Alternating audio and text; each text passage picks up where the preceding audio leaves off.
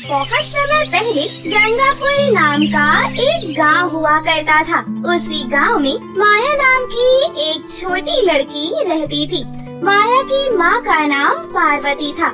माया जब बहुत छोटी थी तभी उसके पिता की मृत्यु हो गई थी। तब से उसे उसकी माँ ने ही पाल पोस कर बड़ा किया था। लेकिन अचानक एक दिन इसी तरह माया की माँ की भी तबीयत खराब हो जाती है। उसे अचानक बहुत तेज बुखार हो जाता है। उसे ऐसा एहसास होता है कि उसकी अंतिम सांस चल रही है, तो वो अपनी बेटी माया को बुलाती है और उससे कहती है, बेटी, मुझे लगता है मेरी अंतिम सांसें चल रही हैं। मेरा मन बहुत बेचैन हो रहा है। मुझे लगता है मैं तेरा कन्यादान करने से पहले ही चल बसूंगी। बेटी, मेरी गैर हाजिरी में अपना ख्याल रखना।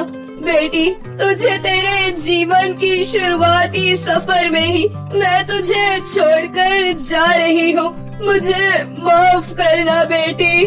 माँ, आप प्लीज ऐसा मत कहिए। आपको कुछ नहीं होगा। मैं अभी डॉक्टर साहब को बुला कर लाती हूँ। देखना, अभी वो आपको बिल्कुल ठीक कर देंगे। इतना कहकर माया भागते हुए गांव के डॉक्टर के घर चली जाती है और उनसे कहती है, डॉक्टर साहब, कृपया जल्दी मेरे साथ मेरे घर चलिए। मेरी माँ की तबीयत बहुत ज्यादा खराब है। मुझे उनकी बहुत चिंता हो रही है। ऊपर वाले के लिए आप जल्दी चलिए। माया की ये बात सुनकर गांव के डॉक्टर फौरन माया के साथ माया के घर आ जाते हैं। लेकिन जब वो वहाँ पहुँचता है तो माया की माँ की आंखें बंद थी, जिसे देखकर माया और डॉक्टर घबरा जाते हैं। तभी डॉक्टर माया की माँ की नब्ज चेक करते हैं तो उन्हें मालूम पड़ता है कि माया की माँ इस दुनिया को छोड़कर चली गई थी। डॉक्टर साहब बहुत दुखी होकर माया से कहते हैं, माया बेटी, तुमने मुझे यहाँ बुलाने में बहुत देर कर दी।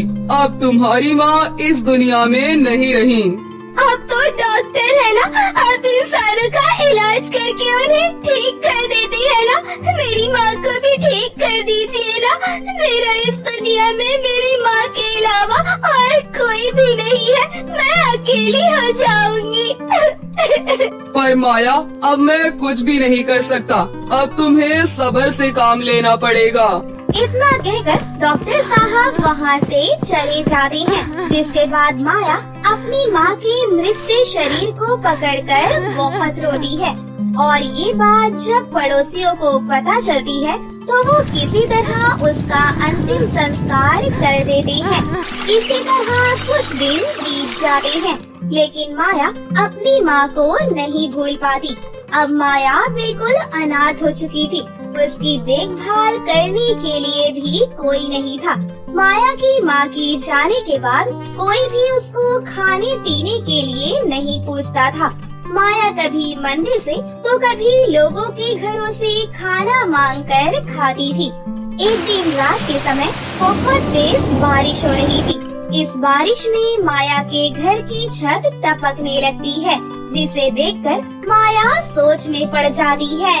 अरे ये क्या, मेरे घर की छत टपकने लग गई। अगर इसी तरह लगातार बारिश होती रही तो मेरे घर में तो बहुत सारा पानी भर जाएगा। फिर मैं इस बारिश में कहाँ जाऊंगी? आखिरकार माया को जिस बात का डर था वही हुआ। छत टपकते टपकते पूरी छत खराब हो गई। देखते ही देखते पानी माया के पूरे घर में भर गया, जिसकी वजह से उसे इतनी तेज बारिश में भी बाहर रहना पड़ा। माया को बहुत जोरों की ठंड लग रही थी। तभी उसे किसी के घर के आगे एक ठेला दिखाई देता है। फिर माया पूरी रात उसी ठेले के नीचे बैठकर बिताती है। अगली सुबह माया खाने की तलाश में इधर उधर घूमने लगती है। उसे खाना तो मिल जाता है, पर उसका घर तेज बारिश और तूफान में बह गया था, जिस वजह से उसके पास रहने के लिए कोई भी जगह नहीं थी।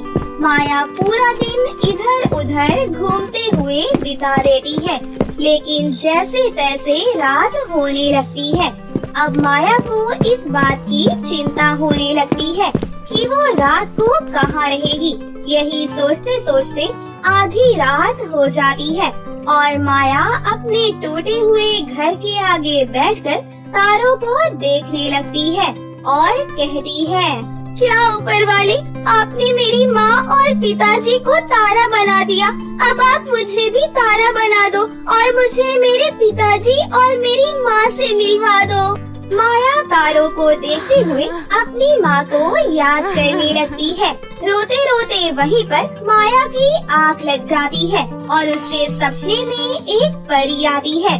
वो परी माया से कहती है, माया, मैं परियों की जादुई सोने की दुनिया से आई हूँ। मुझे यहाँ पर तुम्हारी मदद के लिए तुम्हारी माँ ने भेजा है। बताओ, तुम मुझसे जो भी मांगोगी मैं तुम्हें वो जरूर दूंगी। परी की ये बात सुनकर माया थोड़ा सोच में पड़ जाती है। थोड़ी देर सोचने के बाद माया परी से कहती है, परी जी, मेरे पास ना खाने के लिए कुछ है और ना ही रहने के लिए जगह है, तो आप मुझे एक ऐसा वरदान दो कि मैं जिस भी चीज को छूऊं वो चीज सोने की बन जाए। माया की ये बात सुनकर परी उससे कहती है, तुम्हारी ये विश जरूर पूरी होगी। इतना कहकर वो परी गायब हो जाती है और सुबह होने पर माया की आंखें खुलती हैं। जब माया की आंखें खुलती है तो वो खुद को बहुत बुरी हालत में पाती है। अरे ये क्या, मैं यहाँ पर सो गई थी। मुझे ऐसा लग रहा है मैं शायद कोई सपना देख रही थी। क्या सपने में आई सोने की दुनिया की परी सच बोल रही थी? माया इतना सोच ही रही होती है कि तभी उसकी नजर सामने पड़े हुए एक पत्थर पर पड़ती है। मैं इस पत्थर को छू कर देखती हूँ कि ये सोना बनता है कि नहीं। ये बोलकर माया उस पत्थर पर हाथ रखती है और कहती है, मैं चाहती हूँ कि ये पत्थर सोने का बन जाए। माया के इतना बोलते ही वो पत्थर पूरा का पूरा सोने का बन जाता है। इसके बाद माया को पूरा यकीन हो जाता है कि सपने में आई हुई परी बिल्कुल सच बोल रही थी। फिर माया अपने टूटे हुए घर को छूती है और बोलती है, मैं चाहती हूँ कि मेरा ये टूटा हुआ घर सोने के जादुई घर में बदल जाए और उसके अंदर की सारी चीजें भी सोने की हो जाएं। माया के इतना कहते ही उसकी ये इच्छा भी पूरी हो जाती है और उसका टूटा हुआ घर सोने के जादुई घर में बदल जाता है। उसके घर के साथ साथ अंदर की सारी चीजें भी सोने में बदल जाती है। माया का सोने का घर देखकर उसके पड़ोस की कुछ औरतें उसके पास आती हैं और उससे बोलती हैं, माया बेटी, अचानक से ऐसा क्या हुआ कि तुम्हारा टूटा हुआ घर भी बन गया और तो और पूरा अचानक से सोने में बदल गया और उसके अंदर की सारी चीजें भी सोने की हो गयी। उस औरत की ये बात सुनकर माया उसे सारी बात बता देती है।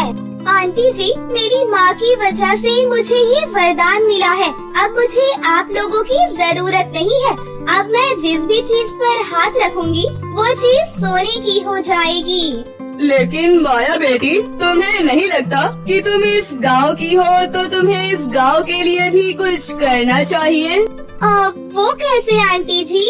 अरे बेटी, तुम्हें इस वरदान का फायदा उठाना चाहिए। कैसा फायदा आंटी जी? मैं समझी नहीं। माया बेटी, तुम हम सबकी मदद करने की सोचो। अगर तुम लोगों की मदद करोगी तो ऊपर वाला तुम्हारी भी मदद करेगा।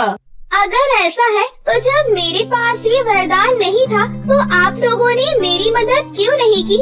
आप लोग मुझे खाना भी नहीं देते थे और मुझसे प्यार तो दूर की बात है। माया की ये बात सुनकर दोनों औरतें एक दूसरे को देखने लगती है। फिर दूसरी औरत बोलती है, अब बेटी, हमारे पास तुम्हारे जैसा कोई वरदान नहीं था ना। तुम एक काम करो, हमारे पूरे गांव को सोने का गांव बना दो, ताकि दूर दूर से लोग हमारे गांव को देखने आए और हमारा गांव पूरी दुनिया में प्रसिद्ध हो जाए।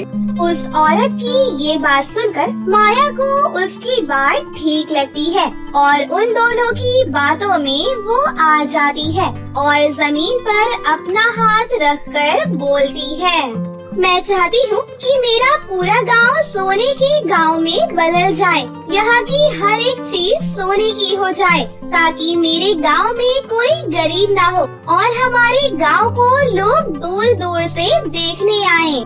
माया के इतना बोलते ही उस गांव की हर एक चीज सोने की हो जाती है और वो पूरा गांव एक सोने के जादुई गांव में बदल जाता है। वहाँ के मटके, घर, बर्तन, बिस्तर, यहाँ तक कि खाना और पानी भी सोने का हो जाता है। वहाँ की सारी चीजें सोने में तब्दील हो जाती है। 2-3 दिनों तक तो सब कुछ ठीक रहता है, लेकिन धीरे धीरे लोगों को भूख प्यास लगने लगती है और पूरे गांव में उन्हें खाने पीने के लिए कुछ भी नहीं मिलता, जिसकी वजह से लोग गांव छोड़कर जाने लगते हैं। माया को कुछ भी समझ में नहीं आ रहा था कि अब वो क्या करे, क्योंकि उसने तो ये सोचकर पूरा गांव सोने का बनाया था कि उसे लोग दूर दूर से देखने आएंगे, परंतु अब तो गांव के लोग ही उसे छोड़कर जाने लगे थे। इन सब वजह से माया बहुत चिंता में पड़ जाती है।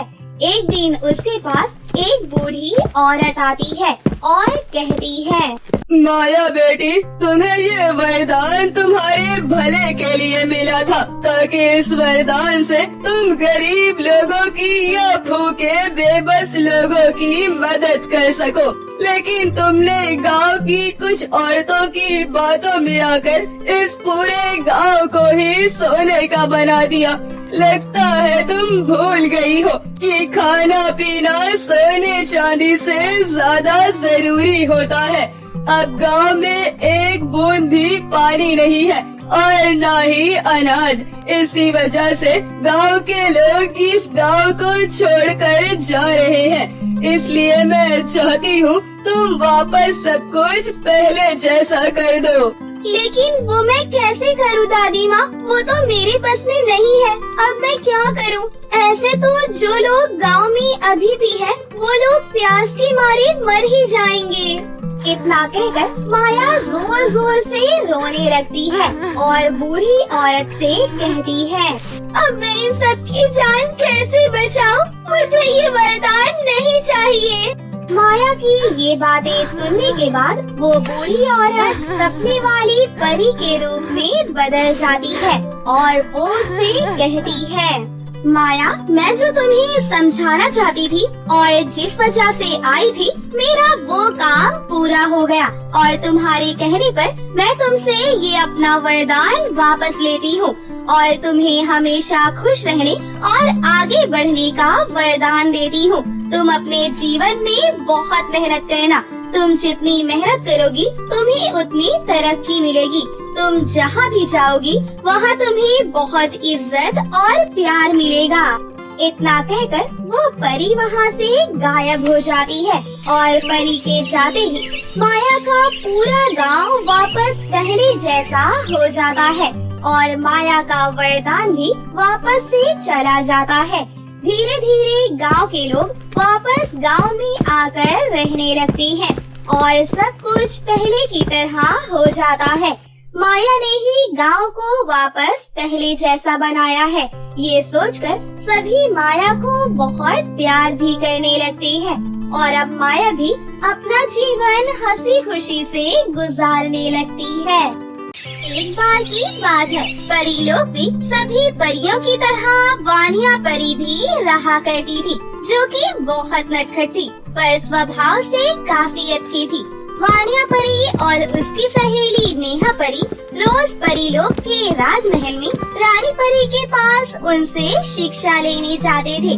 वानिया परी और नेहा परी के साथ और भी कई परियां आती थी, और रानी परी उन सभी परियों को ये बताया करती थी कि जब वो बड़ी हो जाएंगी और जब वो अपनी शक्तियों का इस्तेमाल कर पाएंगी तो किस तरह से अपनी शक्तियों का इस्तेमाल करेंगी।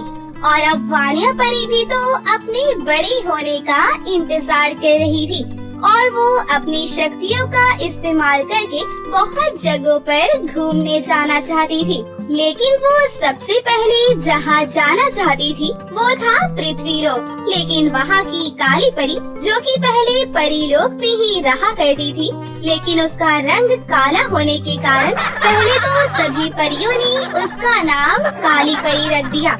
उसका असली नाम था शिवानी, लेकिन उसका रंग काला होने के कारण और उसके चेहरे पर चुड़ैल जैसे कई निशान होने के कारण रानी परी ने उसे बहुत साल पहले ही परीलोक से निकाल दिया था। परीलोक से निकालने के बाद शिवानी के पास कोई भी चारा नहीं था, इसीलिए वो परीलोक के जंगल में ही रहने लगी। और रानी परी ने जब शिवानी परी को परीलोक से निकाला तब शिवानी परी का एक ही मकसद था, वो धीरे धीरे अपनी शक्तियों से सारी परियों की शक्तियाँ लेना चाहती थी और उन्हें इतना कमजोर बना देना चाहती थी कि उनकी खुद ही मृत्यु हो जाए। और ये बात तो रानी परी को भी पता थी, इसीलिए वो हमेशा से सभी परियों को सतर्क रहने को कहती थी। एक दिन वानिया परी और उसकी सहेली नेहा परी दोनों रानी परी के पास शिक्षा लेने आती है और जब वो दोनों वापस जाने वाली होती हैं, तभी रानी परी उन परियों से कहती है, तुम लोग बड़े होने के बाद अपनी शक्तियों का ठीक से इस्तेमाल करना, और मैंने तुम्हें बता रखा है ना, उससे तो तुम हमेशा सतर्क रहना। और अगर कभी भी मैं परीलोक में न रहूं तो वानिया परी तुम्हें और मैंने कुछ और परियों को भी बता रखा है, सभी परियों को मिलकर ही उस काली परी को यहाँ से भगाना पड़ेगा, वो भी अपनी शक्तियों से। लेकिन उसकी शक्तियाँ भी कम नहीं है, तो थोड़ा अपनी शक्तियों का अच्छे से इस्तेमाल करना। अरे हाँ रानी परी, आप ये बात हमें रोजाना बताती है और अब हमें अंदाजा हो चुका है। मुझे पता है मेरा ये रोज रोज एक ही बात कहना तुम्हें थोड़ा अजीब लगता होगा, लेकिन मैं परियों की रानी परी हूँ। मुझे बीते हुए कल की और आने वाले कल के बारे में पता रहता है। अच्छा ठीक है रानी परी, अब हम चलती हैं। जिसके बाद वानिया परी और नेहा परी वहाँ से चली जाती हैं और अब इसी तरह कई साल भी बीत जाते हैं और अब नेहा परी के साथ वानिया परी भी बड़ी हो चुकी थी और साथ ही अब अपनी शक्तियों का भी इस्तेमाल कर सकती थी। लेकिन एक बार जब वानिया परी किसी काम से रानी परी के महल में जा रही होती है, तभी रानी परी उसे रोक लेती है। फिर वानिया परी बोलती है, रानी परी, आज मैं यहाँ पर आई थी तो मेरी जादुई छड़ी यहीं पर रह गई थी, तो मैं वो लेने के लिए आई हूँ। अच्छा, तुम अंदर मत जाना, मैं लेकर आती हूँ। इसके बाद वानिया परी अपनी जादुई छड़ी लेकर वहाँ से चली जाती है, लेकिन वो अपनी दोस्त नेहा परी को जाकर कहती है, अरे यार नेहा, पता नहीं क्या हो गया, मुझे रानी परी ने अपने महल में जाने से मना कर दिया। अरे ऐसा कुछ नहीं है, उन्होंने तुझे ही नहीं बल्कि हम सबको मना कर रखा है महल में जाने के लिए। लेकिन क्यों, ऐसा क्यों कर रही है रानी परी? अच्छा, शायद तुझे पता नहीं होगा, पर मैं बता देती हूँ। महल के अंदर दो रास्ते हैं, एक रास्ता तो जंगल की तरफ जाता है और एक रास्ता पृथ्वीलोक की तरफ जाता है। लेकिन रानी परी को ऐसा लगता है कि अगर कोई उनके महल में गया और किसी ने वो रास्ता देख लिया तो वो पृथ्वीलोक में जाकर ही रहेगा। और क्योंकि उन्हें पृथ्वीलोक नहीं पसंद और साथ ही उन्हें ये भी नहीं पसंद कि परीलोक से कोई पृथ्वीलोक पर जाए, और इसीलिए वो सबको जाने से मना करती हैं। लेकिन नेहा परी, ये तो गलत है ना, पृथ्वीलोक भी शायद परीलोक की तरह ही होगा। हाँ, मैं मानती हूँ ये गलत है, लेकिन हम रानी परी को कुछ कह भी तो नहीं सकते क्योंकि वो हमसे बड़ी है।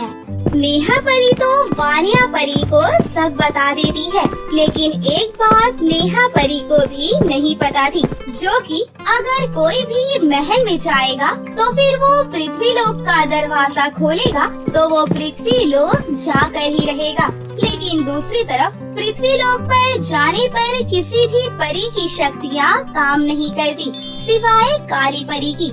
यदि अगर कोई पृथ्वी लोक पर गया तो उस परी के साथ साथ और परियों की भी शक्तियाँ खत्म हो जाएंगी। लेकिन वही वानिया परी तो यही सोच रही थी कि उसे बचपन से ही पृथ्वी लोक में घूमना था और अब तो वो अपनी शक्तियों का इस्तेमाल भी कर सकती थी और उसे वहाँ एक बार तो जाना ही था। और इसीलिए उसने एक दिन महल में बिना किसी से पूछे वो पृथ्वी लोक का दरवाजा खोलकर पृथ्वी लोक में चली गई। लेकिन वहीं साथ साथ वहाँ पर काली परी भी आजाद हो गई और बड़ी खुशी से वो महल के पास आई और बोली, अरे वाह, लगता है कोई पृथ्वी लोक पर गया है। शायद उसे पता नहीं होगा, लेकिन उसने मेरा काम तो आसान कर दिया। जिसके बाद वो हंसते हंसते रानी परी को बुलाने लगती है। तभी रानी परी वहाँ पर आती है, लेकिन उन्हें नहीं पता था कि वानिया परी पृथ्वी लोक पर गई है। लेकिन अचानक से काली परी को देखकर वो बोली, अरे तुम यहाँ पर कैसे? तुम्हें पता नहीं है क्या? कोई परी पृथ्वी लोक पर गई है और मैं आजाद हो गई। अब मैं अपना बदला लेकर रहूंगी। जरूर वो वानिया परी ही पृथ्वी लोक पर गई होगी। उसने पहले भी जाने की कोशिश की थी, पर मैंने उसे देख लिया था और उसे बहुत डांटा था। लेकिन ये परी तो मेरी कोई बात ही नहीं मानती है। कि तभी वहाँ पर वानिया परी खुश होते हुए वापस आ जाती है और वो ये देखकर हैरान रह जाती है कि काली परी महल के पास कैसे आ गई। और जैसे ही काली परी वानिया परी को देखती है तो काली परी तुरंत ही रानी परी पर वार कर देती है। और जब वानिया परी अपनी शक्तियों से रानी परी को बचाने की कोशिश करती है तो वानिया परी की कोई शक्तियाँ काम ही नहीं करती। और तभी वहाँ पर नेहा परी भी आ जाती है और इससे पहले कि काली परी उस पर वार करती, नेहा परी काली परी पर वार कर देती है और उसे एक पिंजरे में बंद कर देती है। तुम क्या चाहती हो? क्यों हम सबको मारना चाहती हो? मैं बस यही चाहती हूँ कि जिस तरह आपने मुझे इस परीलोक से बाहर निकाला था, ये सोचकर कि मेरा रंग काला है और चुड़ैलों की तरह मेरे चेहरे पर निशान है, मैं चाहती हूँ कि आप मुझे अपना लीजिए। आप मुझे फिर से परीलोक में रख लीजिए। मैं किसी को नुकसान नहीं पहुँचाऊंगी। मैं भी और परियों के साथ खेलना चाहती हूँ, उनके साथ खुशी से रहना चाहती हूँ। जिस तरह वो आजाद रहती है, मुझे भी रहना है। लेकिन ये मेरा बचपन का सपना ही रह गया। पर अब मैं बड़ी हो चुकी हूँ। प्लीज रानी परी, मुझे इस परी लोक में रहने दीजिए। काली परी की बात सुनकर रानी परी को अपने किए पर पछतावा होता है और वो कहती है, शिवानी परी, मैंने आज तक अपनी जिंदगी में किसी से माफी नहीं मांगी, लेकिन मैं तुमसे माफी मांग रही हूँ क्योंकि मैंने बहुत बड़ी गलती की है। और शायद अगर आज वानिया परी पृथ्वी लोक पर नहीं जाती तो आज मुझे अपनी गलतियों का एहसास भी नहीं होता। मैं हमेशा सभी परियों को यही समझाती थी कि वो तुमसे बचकर रहें, लेकिन आज मैं सभी परियों को ये कहना चाहती हूँ कि आज से सभी परियां मिलजुल कर रहेंगी और कोई भी किसी को कुछ नहीं कहेगा, ना ही तो उसकी गरीबी पर और ना ही उसके रंग रूप पर। शिवानी परी, मुझे माफ कर देना। आज से तुम भी इन्हीं परियों की तरह हो। ये सुनकर शिवानी परी को बहुत खुशी होती है। उस दिन से सभी परियां एक साथ रहने लगती हैं और अब तो कोई भी शिवानी परी को कुछ नहीं कहता था, बल्कि वानिया परी और शिवानी परी की तो बहुत अच्छी दोस्ती भी हो गई थी और वो हंसी खुशी से एक साथ रहने लगी। तो दोस्तों, कैसी लगी आपको हमारी ये कहानी? अगर आपको हमारी कहानी अच्छी लगी हो तो इसे जरूर लाइक करें। साथ ही हमारे चैनल को सब्सक्राइब भी कर लें और बेल आइकन को दबाना ना भूलें। मिलते हैं अगली वीडियो में। धन्यवाद।